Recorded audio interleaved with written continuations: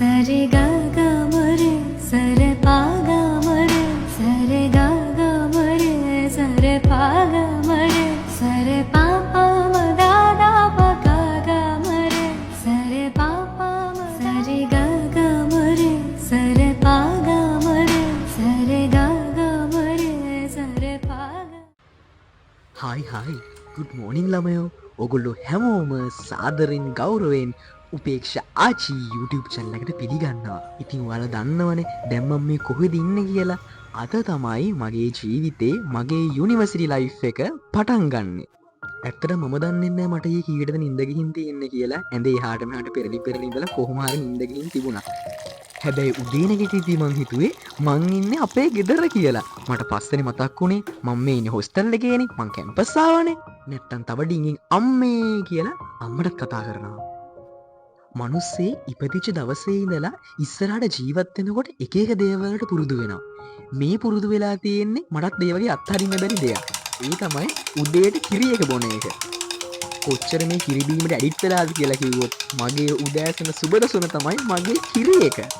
ඉතින් මං වගේ තවත් කිරි පෙරේතයෝ ඉන්නවනම් පහලින් කමෙන්ට් එකක් දාන්න ඕනේ. ඒගොල්ලන්ට මං ගාන දෙනවා කිරි එකක්. ඉස්සර නම් ඉතින් අම්මා කිරි එක අතටම ගෙනල්ලා දෙනවා. ඒ ඉතින් දැන් එහෙම නෑනේ. දැන් ඉතින් අපිම හදාගෙන අපිම දෙයක් හොයාගෙන කෑවොත් තමයි.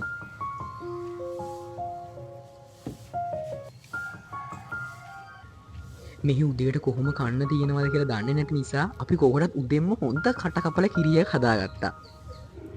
දැන් ඉතින් බොන්න තමයි තියෙන්නේ. කට්ටියටම තියෙන එකම ප්‍රශ්නේ තමයි අද දවස මොනවා වෙයිද කියලා. මොකද අද අපේ 9ට එන්න කියලා තියෙනවා අපේ ලයිබ්‍රරි ඔඩිටෝරියම් එකට. ඒකට අපේ අම්මලා තාත්තලා සහභාගී වෙන්න පුළුවන්.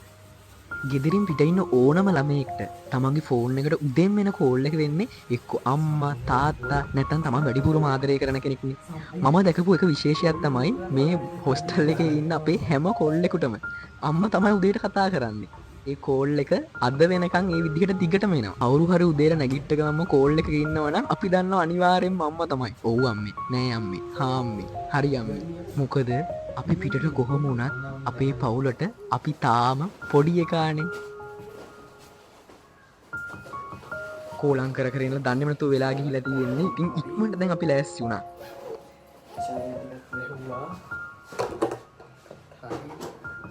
අවුලක් නෑ ලස්සන දිනවනේ කොල්ලා.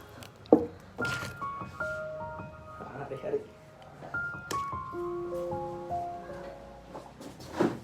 අපි දෙන්නට තාම තේරෙන්නේ නැහැ කොහොමද මේ රූම් එක හරියට ඇරේන්ජ් කරගන්නේ කියලා. මොකද අනිත් රූම් එක බැලුවාම අපේ රූම් එක පොඩ්ඩක් හිර වෙලා වගේ තියෙනවා.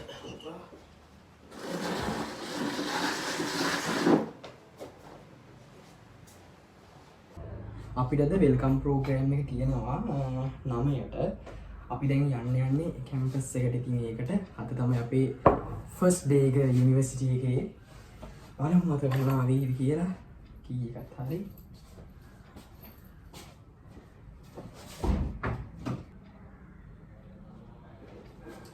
ජැෆනරස් නිසාද මන් දන්නේ කොහොමද මට නෝමලි දාඩිය දානවා වැඩි.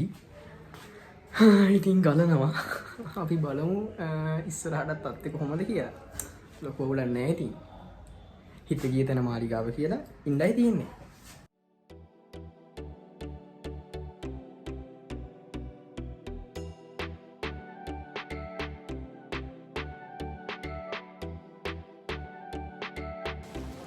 ඔන්න දැන් අපි කැම්පස් එකට ආවා. ඉතින් තාම අපි මේ තැන හොයනවා.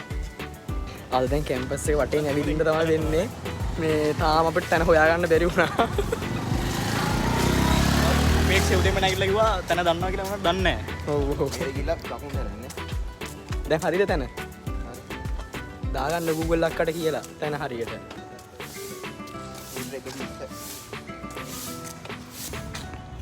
මේක ඉතින් සාමාන්‍ය දෙයක් කොහොමද අපි දන්නේ නැත්නම් දන්නේ නැහැ. ඉතින් අපි මේ පළවෙනි පාරනේ ආවේ. හරියට අපිව කරකලා ඇමරිකාවේ හන්දියෙන් බස්සලා ගියා වගේ අපිට මොනවත් තේරෙන්නේ නැහැ.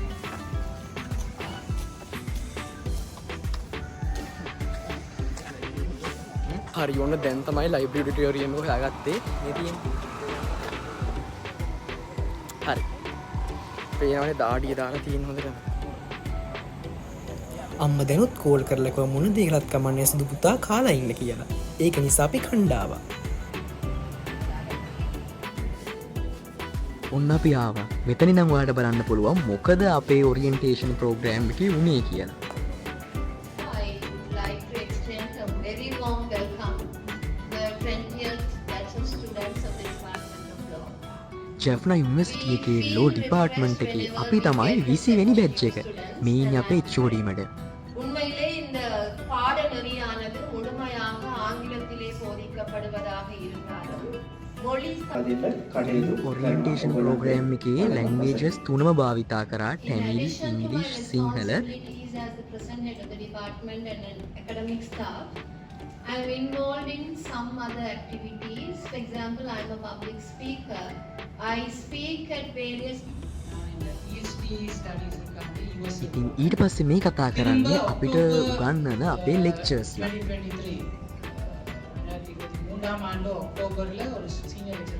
நான் என்ன பற்றி இன்ட்ரடியூஸ் பண்ண முதல் எந்த பேட்சை பற்றியும் நான் இன்ட்ரடியூஸ் பண்ணணும். சஞ்சயனை போல நானும் 2010 We met our lecturers today. So my name is Ishini Abiskar Kalaburam and I'm from Kandy.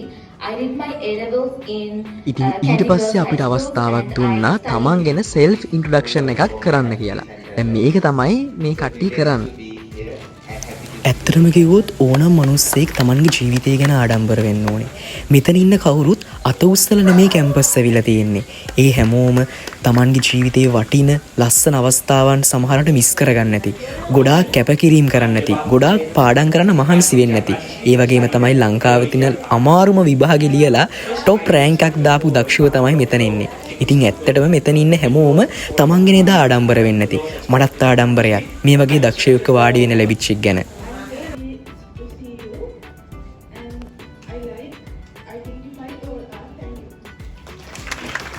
ඉතින් දැන් ඔය කතා කරන්නේ මාත් එක්ක අපේ දිස්ත්‍රික් එකෙන් සිලෙක්ට් වෙච්ච මගේ යාළුවෝ 3 දෙනෙක්. Good morning all of you. I'm Sashini from Nathandia Gujarat district. I studied at Dhammiska National School and I'm very glad to be here. Thank you. I like to අවසානවද අපිට කතා කරන්න ඕනේ. Conventer Central College Gurumulla. I am very lucky to select I studied at අපේ 20th batch එකේ ඔක්කොම 99යි. ඒකෙන් අපේ බෝයිස්ලා 14යි. ඒ කියන්නේ සිංහල ළමයි 10යි, ටැමිල් බෝයිස්ලා 4 දෙනයි. පේනව නේද? ගර්ල්ස් ලගේ බෝයිස් ලගේ තියෙන අනුපාතය. අපේ පිරිමි ළමයි තව හොඳට ඉගෙන ගන්න ඕනේ. තේරුණා නේද? එහෙම කිව්ව කියලා ගෑල් ළමයි තරහ වෙන්න එපා. කට්ටියම හොඳට ඉගෙන ගන්න. மகிழ்மைப்படுத்தும் இவ்வாறு எல்லாம் வந்திருக்கிறார்கள் என்றால் அது ஒரு நல்லதொரு குடும்பம். පේනවනේ තව ලැන්ග්වේජ් එකක් දැනගෙන තියෙන එකේ වාසිය අපිටත් කොන්ජම් ටැමිල් தெரியும். அதுக்காக மீண்டும் நான் கூறிக்கொள்கிறேன் என்னவென்றால் நல்ல நண்பர்கள் நல்ல நண்பர்களாகவே இருங்கள். அது ஆணாக இருந்தாலும் சரி, அது பெண்ணாக இருந்தாலும் சரி, நட்பு நட்பு என்பது பெருமிதம்.